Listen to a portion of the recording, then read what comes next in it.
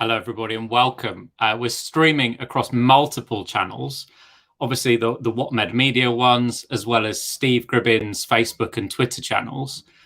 Are you fretting about Freedom Day tomorrow?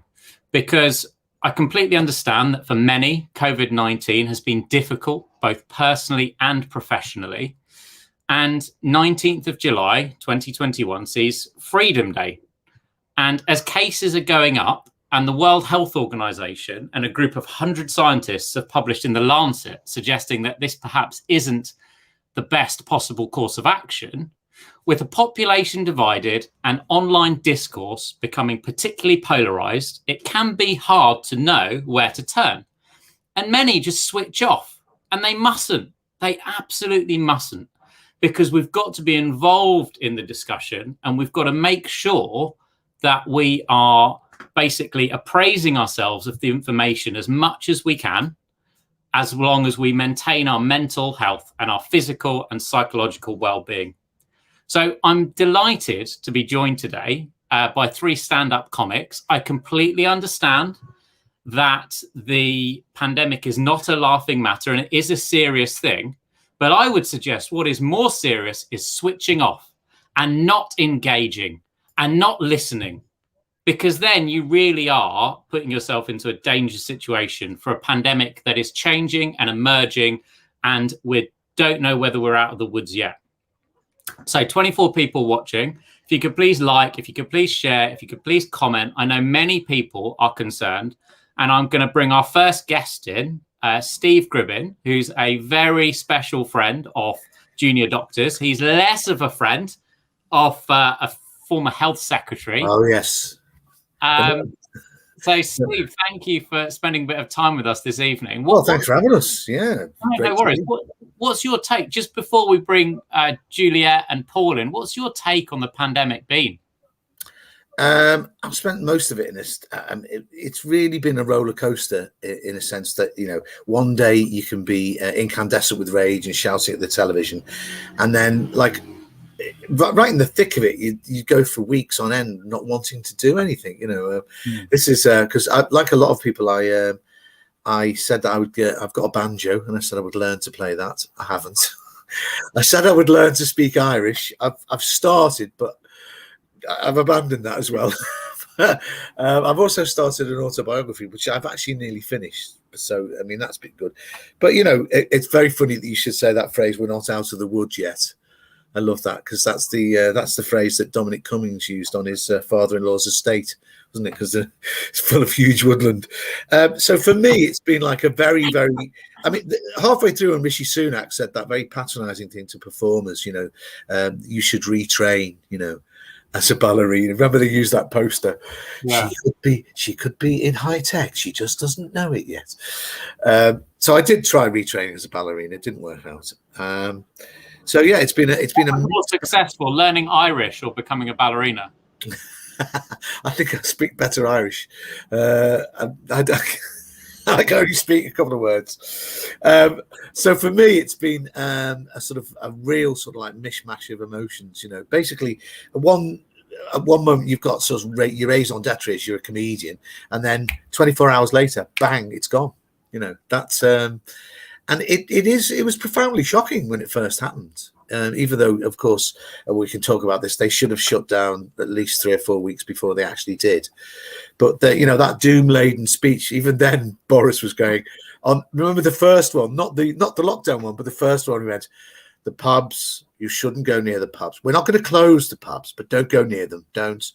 And we're not going to close the theatres, but please stay away from them." It's like the ultimate mixed message man, isn't he, Boris? Do you feel there may be a danger of that happening again in terms of mixed messaging? Yeah. Well, it's all up to you. It's basically basically that translates to me. It's all up to you. Is you're on your own, and quite ironically, they appear to still be adhering to the hygiene, as in they've washed their hands of everything. It feels like they have washed their hands of us, and we've been left to fend for ourselves, really. And that's why I feel it's really important that we actually do stay engaged and keep in touch with things as they're changing. And talking of being alone, you're not alone. You've got Juliet and Paul with you. So I'm just going to bring them in as well. Juliet's been very cautious, haven't you? Don't blame her hanging around with you, to be fair, Steve. It's so hot in this thing. I know. Listen, I've been I was the man that used to wash all my shopping. Every single shopping. Yeah. Do you? I don't know if I wash it in quite a slapdash way, but what's a slapdash way? Just demonstrate. What's slapdash? Just hose it down. Well, if you really want to know, I can't. This can't be how we. It can't be. But I dirty damp cloth. I plunge it into acid, a pool of washing up liquid and water for a second, and then just dry it off. So it's sort of like dunking the sheep, I believe, but like with the shopping. That's true. Yeah. I used to wash it in bleach. It's diluted, obviously, but it made.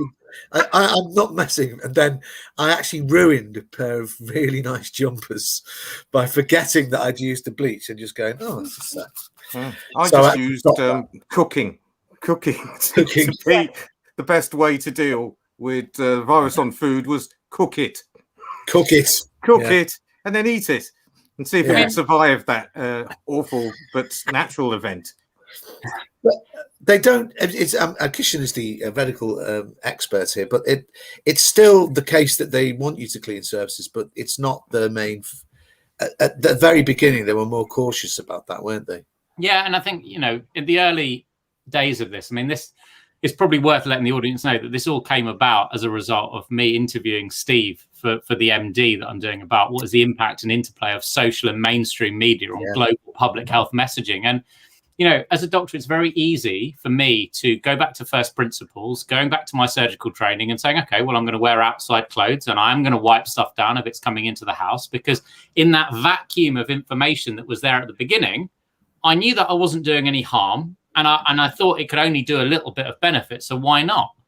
But I think it's quite sad as well how some of that has been not that so much. People have done that, but when people were hoarding in inverted commas, but they weren't told what they needed. And one thing that I found particularly upsetting was when I saw people having a go at people for buying toilet roll. So if anyone's got any jokes about that, I'd keep them back, because the only reason I'd say that is because there's some psychology behind that. And I'm going to go in a minute because I'm going to kill the mood. But there's some psychology there, which is if you have low amounts of money to spend, but you want to do something to try and make yourself safe, people actually buy things that you can buy a lot of that are cheap. And what better than toilet paper? So there's been so much in this pandemic about communication, about health, about engagement. And when I can see from the interviews that I'm doing with my MD that engagement is waning and people are just forgetting about it, I think from a public health point of view, that is an absolute travesty. Yes, people are upset. Yes, people are fatigued. Yes, people are annoyed and frankly pissed off. I am as well. But what this is about is to try and give people a little bit of respite, not to detract from the fact that this is a serious thing. I'm going to manage the comments and I'm going to put some stuff across the screen. Some of them, like, have there been any deaths from COVID? I'm not going to put on the screen. I'm just going to delete because that's clearly crazy. Well, we're going to talk about them as well. But equally, So I will leave the floor to you guys. Thank you so much. And can I just say we can call on you though, because I think it was call on me. If we like Alexa, we can say okay. Yes. Or like any normal doctor, we'll just go for your receptionist. Okay. She'll say, well, he might be in soon. I don't know. Yeah. Why don't you call back in the afternoon? You really need to see. How serious is it? You explain to me. Dr. Kishan is very busy. Very busy. So I feel like we had the receptionist answering our questions right at the beginning of the pandemic. I feel that's pretty much Boris going. Boris is very busy. Yeah. He's still shaking hands, but you know what he's like. He's so friendly. Oh, we do love him. Oh, he's so lovely. He's funny, isn't he? He's ever so funny, Boris. You wouldn't believe what I've seen in this job. Oh, I've only been working him for 6 months. Like, say what you like. He says what he means, and he means what he says. Yeah. All of that. Isn't that hair lovely? He's got lovely hair. He never fucking claims it. So I'm supposed to be sharing this, but I'm just going to ask, what sort of pandemic have you guys had? So who wants to go first? Juliet, what pandemic have you had? I suppose in terms of, I felt like I was fortunate in terms of I wasn't worried about losing my home or all of that. But it was, it was impossible to make much money. And I had an elderly relative in a care home that I had to try and communicate with over Skype, who didn't understand what was happening. And that was tough.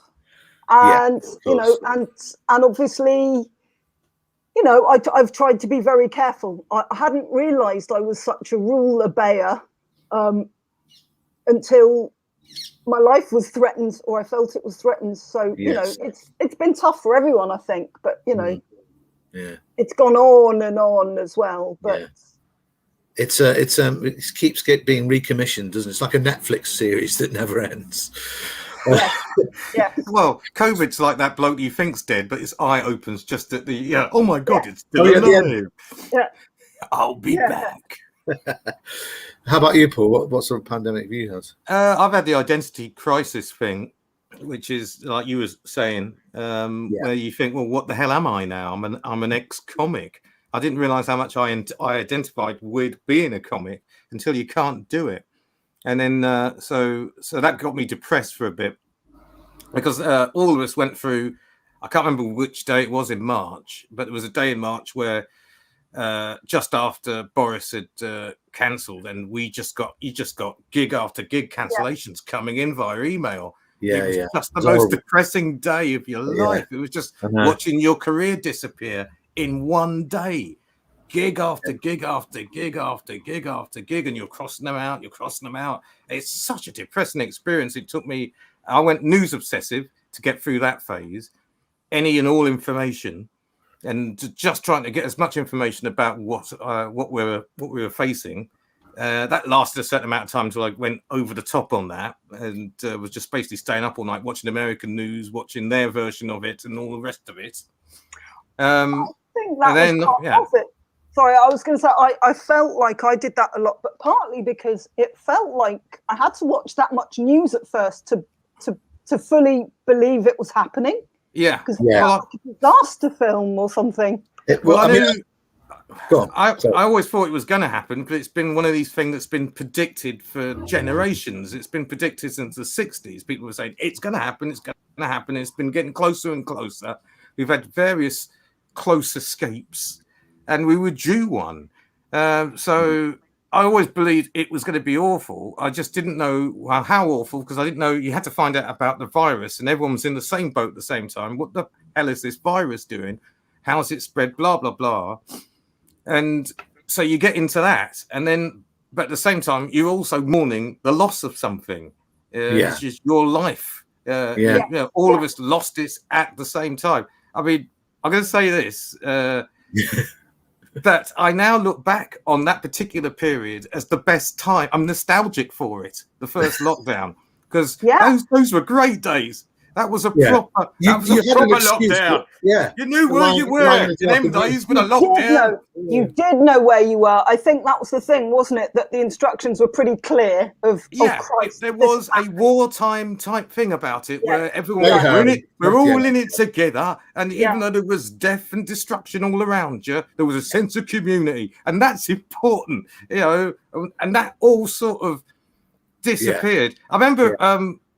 So the best bit of that is sort of epitomized by the clap for carers, right? So, which I thought was wonderful.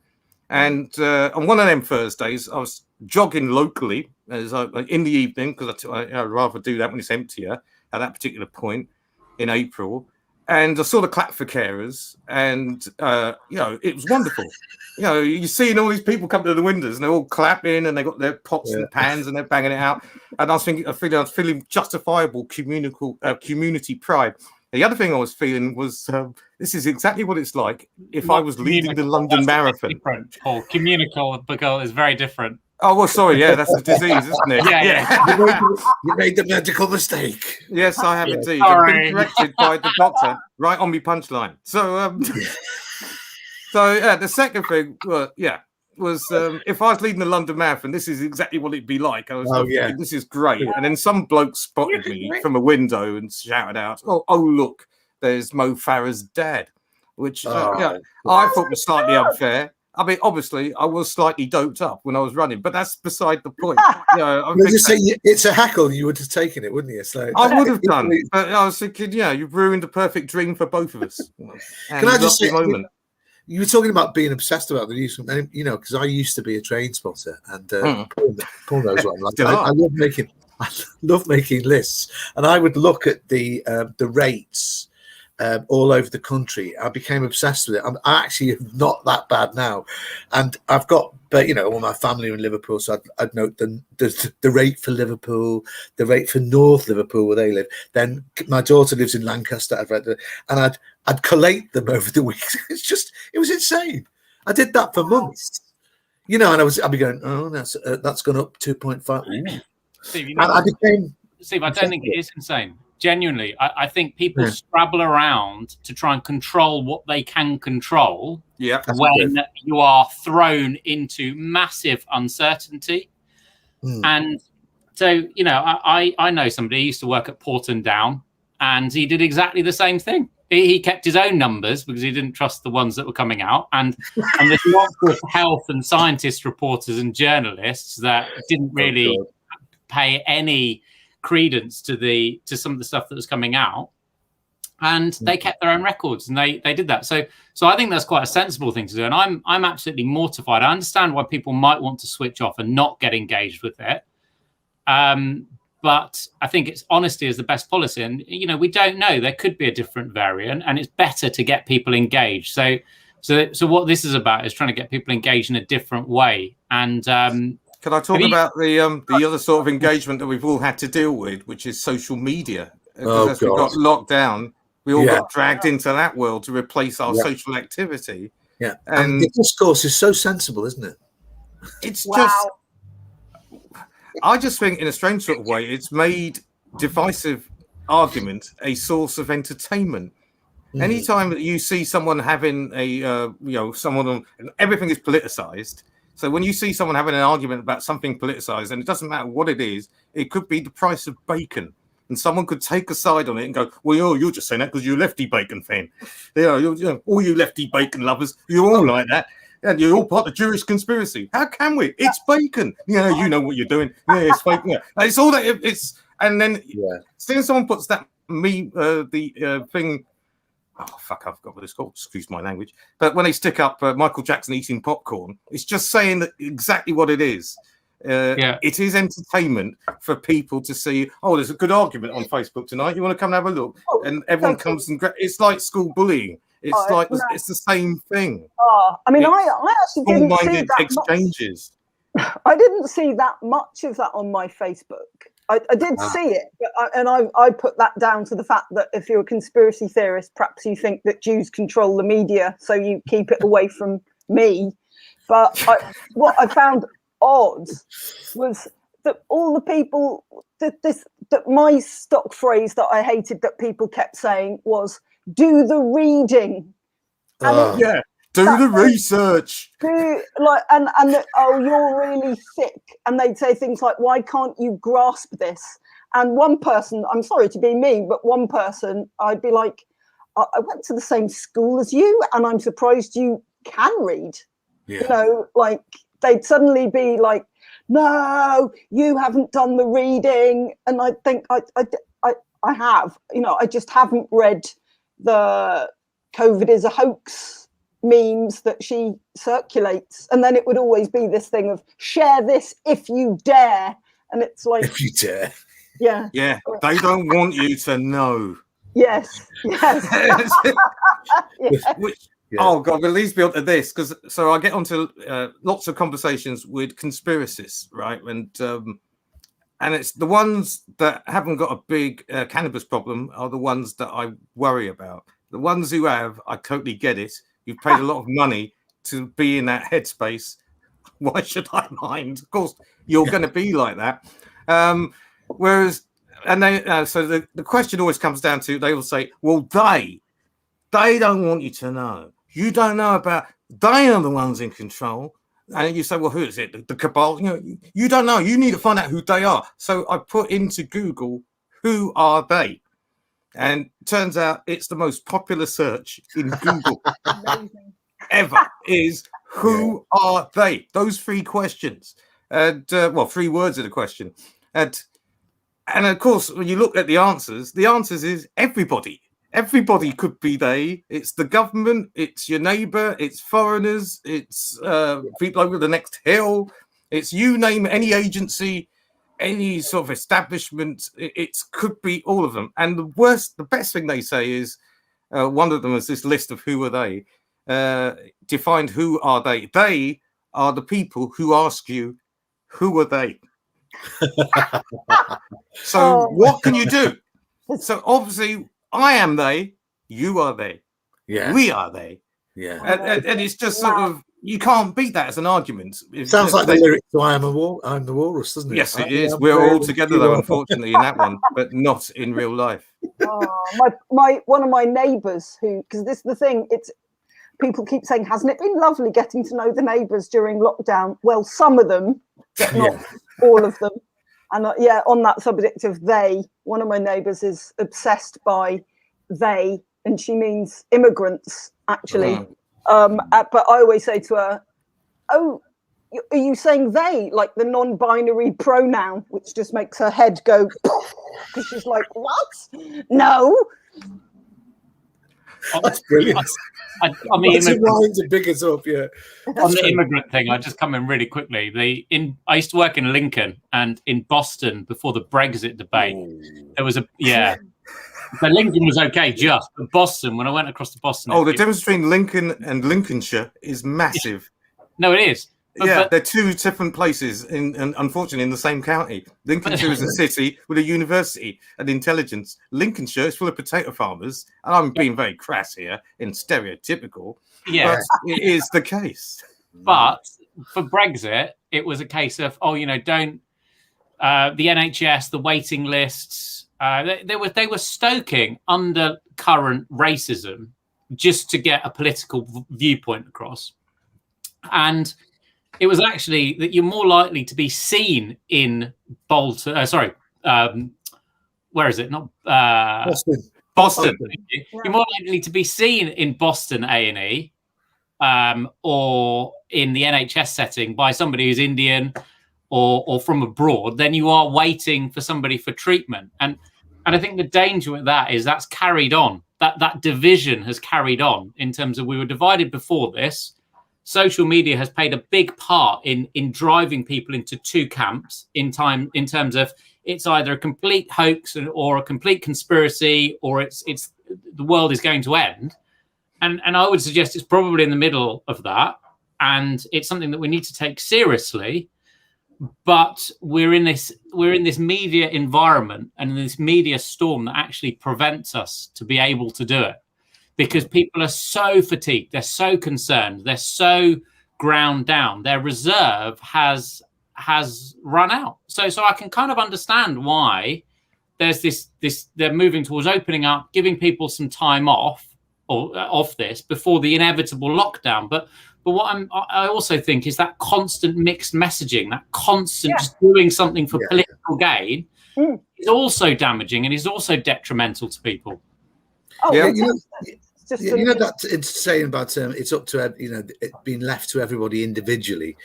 This is, I don't know whether anybody knows about the Anabaptists in the 17th century. They basically said that the Word of God, the Bible, should be interpreted by anyone however they liked. And what this gave rise to was loads of people suddenly just went, I am Jesus. All over Germany, these guys just spit out nowhere and go, I've read the Bible, and according to me, I am Jesus. And that's the danger with letting people decide what they want to do for themselves. Lots of people. There's been mixed messages because, like when you think at the beginning of all of this, Boris was like, the nanny state, which I always think is a phrase that's mostly used by people who probably had a nanny. So I miss it so much. Yeah, but he's like, oh, never going to lock down. This is, it's nothing to worry about. And then he's having to say, we are going to have to lock down. And it is something to worry. He has backpedaled so many times that. The U-turning is fantastic. I mean, if he was to show his roadmap, roadmap would be that sort of gyratory system we got outside Hemel Hempstead, with just a series of roundabouts that go nowhere. Some of them aren't even U-turns. Some of them are hand-take sort of turns in a car. Yeah, he can turn faster than a sort of black cab driver avoiding going south of the river. He's incredibly quick.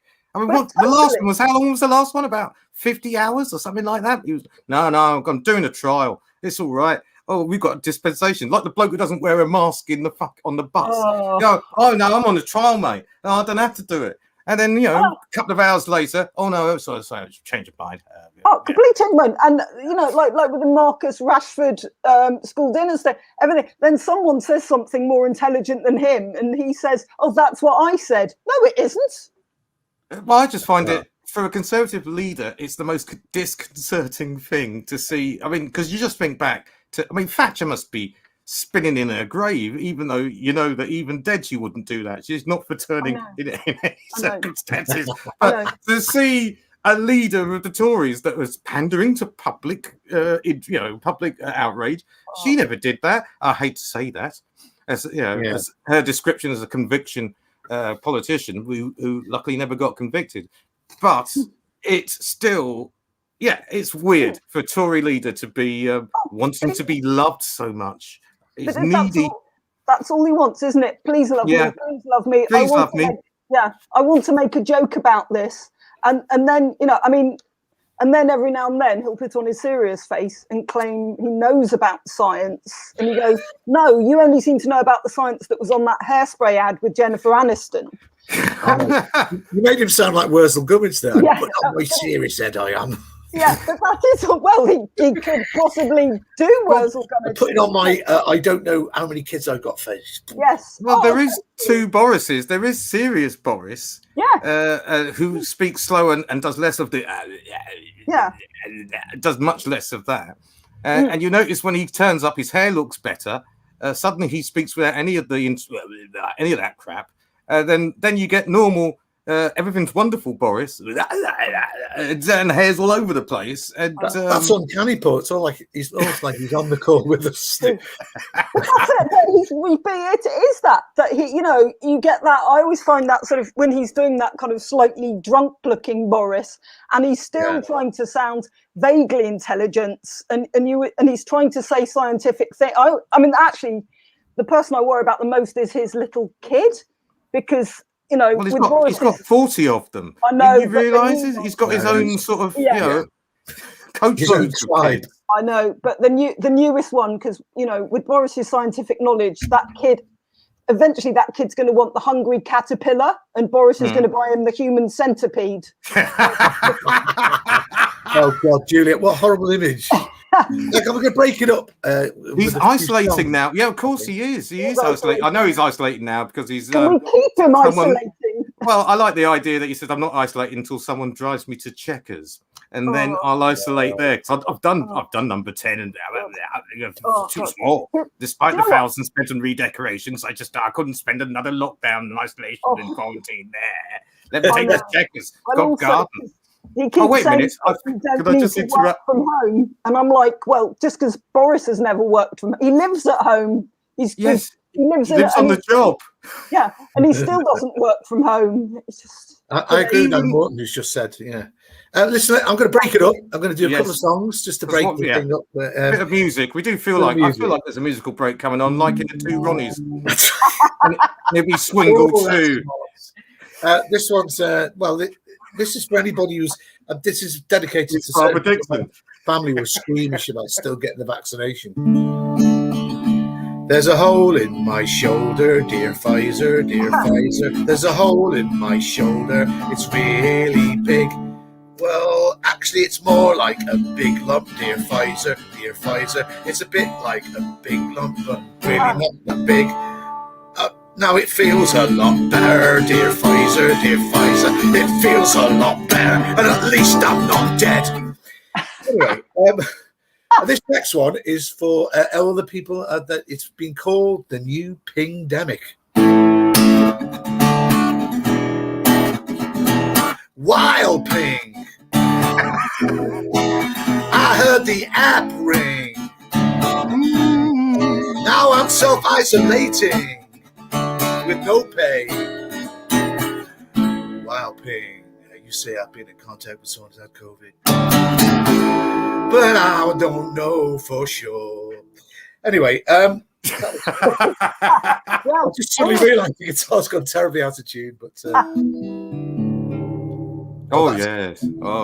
Bottom E's gone way out. I'll tell you what, I'm going to do 3. So this is for I told Paul about this one ages, but people are saying, and Kishan said the same thing, but will be variations coming. So this is a song directed to COVID. Don't go changing and render my vaccine useless, giving me a really big scare. You sneaky bastard, it wasn't that brilliant when you were Brazilian. So please stay just the way you are. There we go. Lovely. Ooh, she's got a lovely voice. Yes. Thank you so much. It was suddenly I was in a nightclub in Bournemouth. And I thought, he's got a lovely voice. He's got a lovely voice. Listen, getting on to the thing. I mean, what are you gold. doing about wearing masks? Are you going to carry on wearing them? Yeah, I'm going to carry on wearing them. I've got really lovely eyes and an ugly face, so it's you know.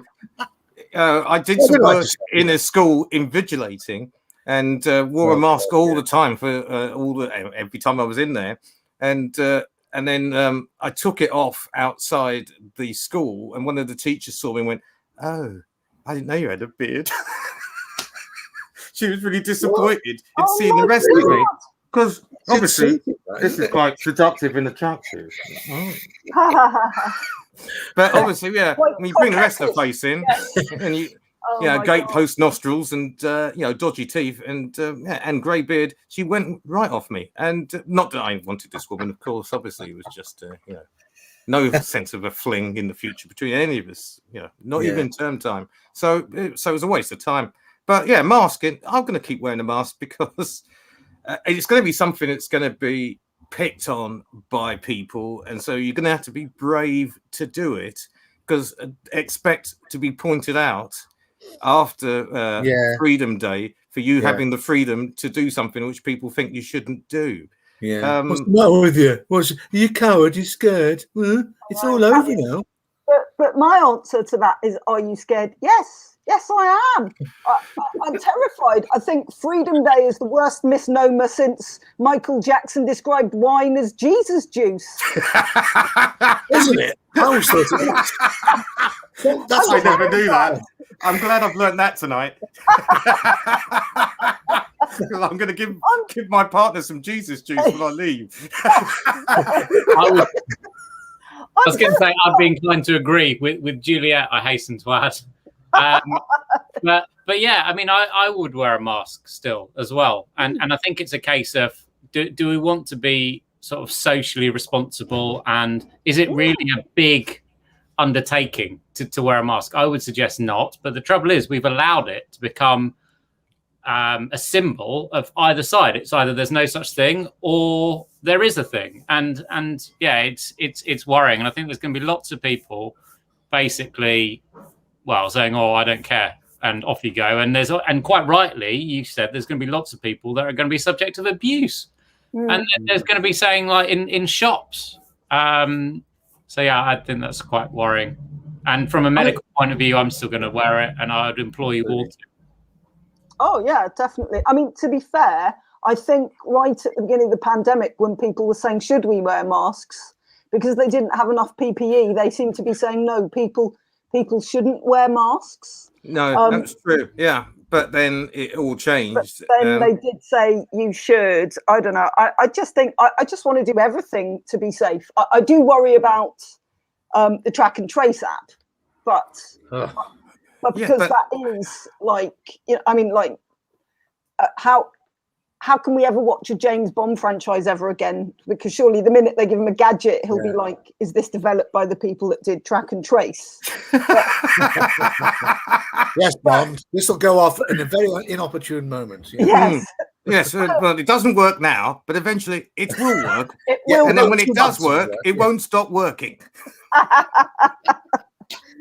but like, you know, aside from having the app, I'm going to try and be as careful as I can, you know, just because we don't know. And I just don't want, you know, I mean, Chris Whitty can wear a mask, isn't he? Chris Whitty said he'd wear to make people feel less uncomfortable. Yes, he said. Right. Yeah, I mean, that's a nice thing to say, you know. Who couldn't love Chris Whitty? Like was it Malcolm the Paranoid Android? It was in the Hitchhiker's Guide.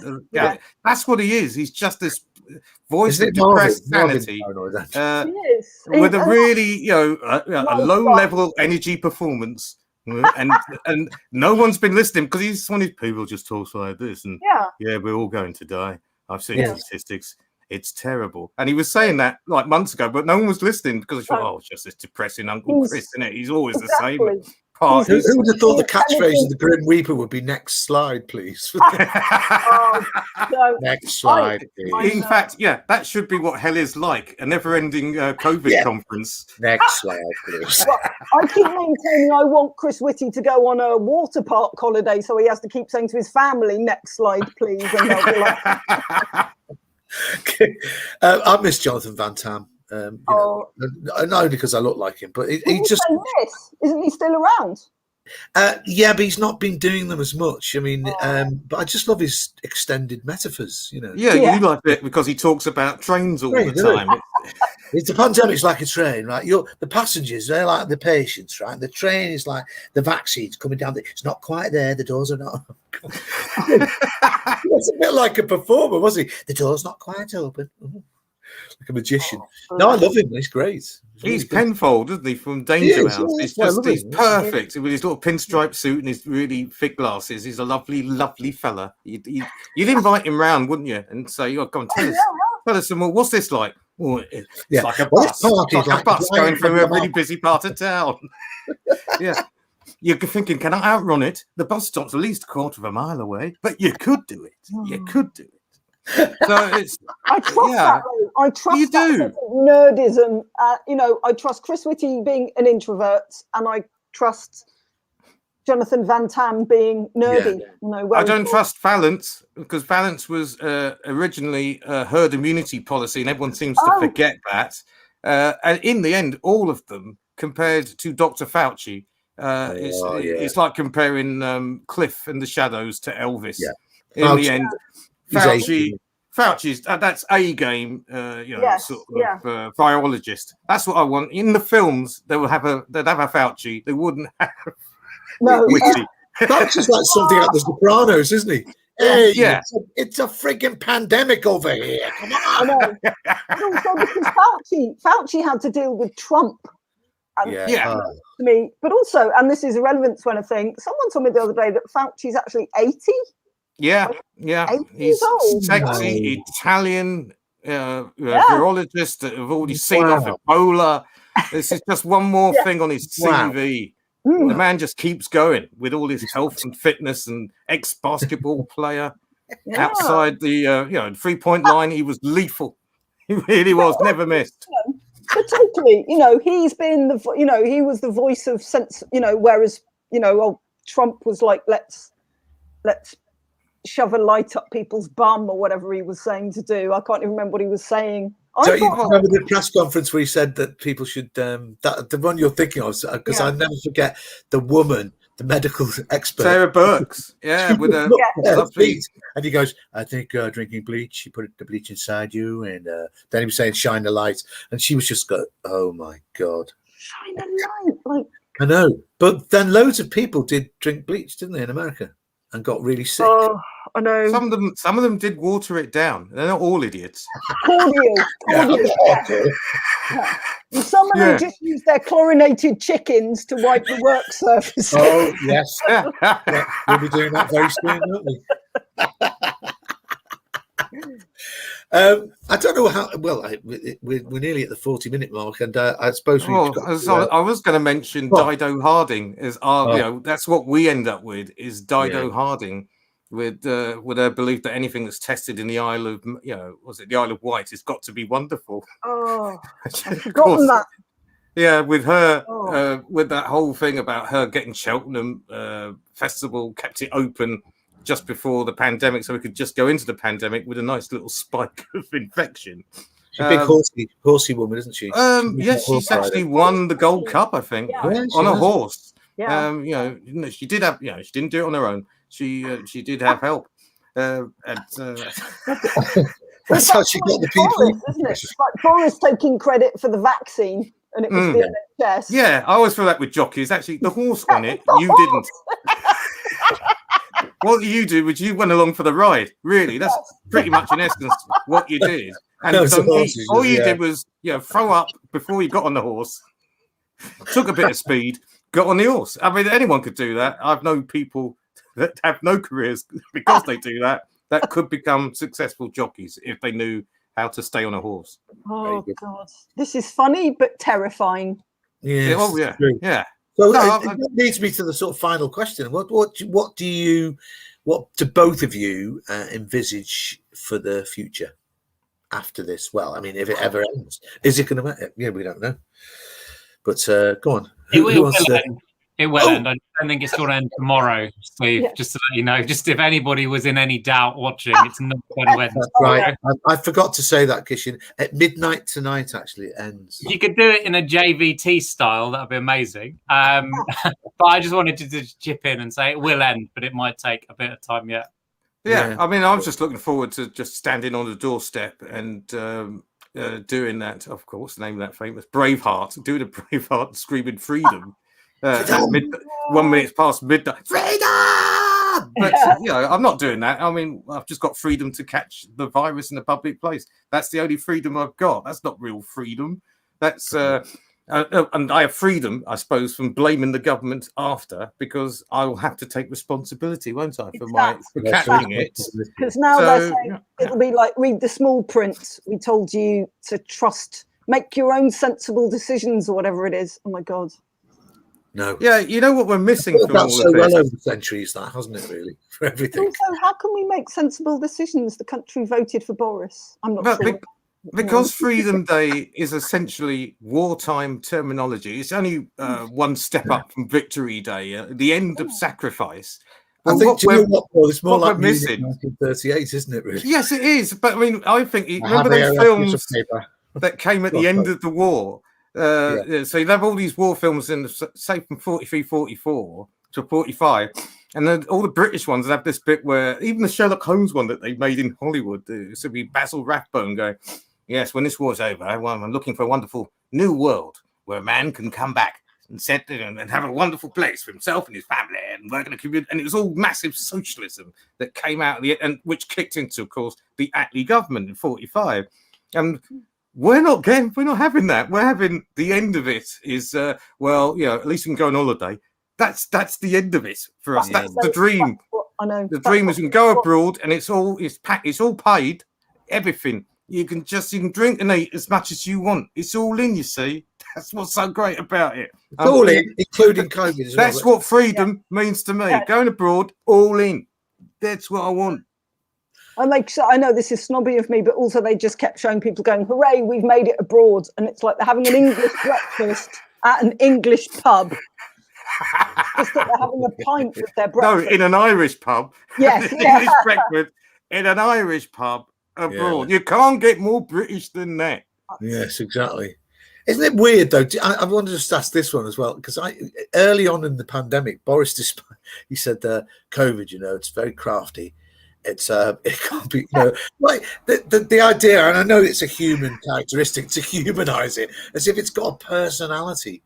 and it's not just, it's weird, isn't it? Don't you think? Yeah. The virus is some sort of cad from a 1950s film going, hello, COVID. That's how Boris talks to people, though, isn't it? It's like we're all. I think people who've been to Eton assume that a state education means that we're all complete idiots, so they just talk crap. Maybe think that COVID is like his fag or something, Yes. Crafty. I mean, COVID can mutate, though. There is that. That's what scares me. This whole thing about how do we see the future. I suppose that's what scares me. That other countries, I already feel we've isolated ourselves with Brexit, and now the fact that so many countries seem to be saying that Freedom Day is such a mistake that they seem to be restricting UK travellers even more. Yeah, that's what scares me. That we'll be even more isolated. I completely agree, Juliet, and thankfully, Professor Whitty did actually come out and say, we've got a long way to run in the UK, but we've got an even longer way to run globally. Oh, God, in terms of the course of this pandemic. And I do kind of look, and like, if we want to look at and be sort of global citizens and truly look outwards rather than inwards, we're doing something that is, in my mind, a gamble. We don't know which way it's going to turn out. It could be great economically if there's no variance, but there is a chance that there could be variance. And I just think if people read into it and learnt about it and looked at it, and also they had access to that information, then it could be a little bit more of an informed decision. And going back to Brexit, when they were trying to tell me to vote in or out, I mean, I'm fairly educated. I didn't feel I should be trusted with that decision because I didn't really know. So I was just like, well, okay, stay. But then after that, when 3 years of nothing happened, I was just like, just get on with it. That's not because I wanted to leave, but it is a more nuanced discussion than in or out. Yeah. Yeah. No, I agree with that. Juliet's hit the nail on the head. The rest of the world are looking at England, especially, askance. It's almost, you wonder whether it's time for them to stage an intervention. No, I think they want to see, someone has to go first. And so therefore, Britain is always going to go first. Even within the country, you could say that schools were the petri dish for the government to see how this would work out. But the thing is, in terms of schools, Paul, I'd say, look, would you want, not you, but would we want 60,000 people at Wembley putting one or two of them putting flares in certain anatomical parts that I would not recommend? Or would I rather have school children in school? Because that is the balance that you're making. And unfortunately, that, in my mind, that shows that it's going the wrong direction, where we're happy to have people drinking from 8 o'clock in the morning and then turning into absolute hooligans and embarrassing us on the world stage. Oh, God, totally. And we'd rather that than having kids in school. Yeah, and we need to deal with the school thing is a thing, because I've ended up working in schools now. It's each time I'm making a judgment on certain points, twice I've decided, wait a minute, it's getting a little bit too out of control now. I'm going to stop for a bit because it was normally it's been within 6 weeks of a lockdown. I've decided, wait a minute, this is going out. Because you have to, in the end, he's right. We all have to take personal responsibility for our own safety because you can't rely on them to do it. And I stopped a couple of weeks ago because I was thinking, I don't like the way this is going. And it's the whole thing about, yes, okay, you got 2 vaccinations, but that only means it's 1 out of 10 chance that you're going to get it. And of course, that 1 out of 10 chance depends on how many people that you're exposed to that have the virus. You could have a viral overload. That's just me. I'm not a scientist. But then you go, well, that increases your 1 in 10 chance. And so therefore, but you've had 2 vaccinations. So therefore, most likely you won't get it. You won't die from it. But of course, what you might do is just get long COVID as your second prize. What I'm saying, the fear mongering has kind of been around. Yes, the rates can increase, but the scientific literacy is something that we do need to include. And I'm going to bring 2 comments up on the screen, right? Yeah. Saying, looking at frontline doctors have been saying, saving lives. Which was missing at the beginning. And I have friends and colleagues on the front line that are in conditions like hell. And I get signals from them and I hear that the numbers are going up and more young people are in ITU and we need to be careful. And then when you see national messaging being completely different, it's quite concerning. But then also on social media, we've got this, which is Steve. I would fear it, but in a sensible way and take precautions, because non-existent imaginary virus. But the trouble is, right, this could quite easily, we don't know whether Steve is actually Steve. This could be a bot. I am. No, sorry. So yeah. So what I say is thank you so much for your time. I don't know, Steve, if you've got any more stuff to play people out. Oh, this is quite good. I think this is good. No, this is something that she said something, Angela's saying something, which is, of course, utterly and completely true. And definitely, because I have an aunt who's in exactly the same situation. But it's so the fact that it doesn't matter what the government say, she's so vulnerable that she can't go. She still has to remain within her own house. She can't leave her own house. She has no freedom, no matter what the government term, because it's the infection rate and her lack of immune system is so low due to cancer treatment. There's no way she can go out. So, freedom for who? It's not freedom for all. That's for definite. Exactly. Yeah. No, I think that's a really good point, Paul. And thank you. So, Steve, I'm just going to turn the light on because it's getting very dark in here. This is how you know it's live, folks. I'll tell you, I'll play us out with I'm not going to do short song. I'm just going to do a quick burst of one song, which the Queen said about when Meghan Markle said that one of the royal family said, "How dark is your baby going to be?" And they never got to the bottom of it. And the Queen said, "Well, I don't know about that, but some recollections may vary." Which I think is the greatest get out of it. So this one, I'm just going to play one verse from it, and I'm doing it.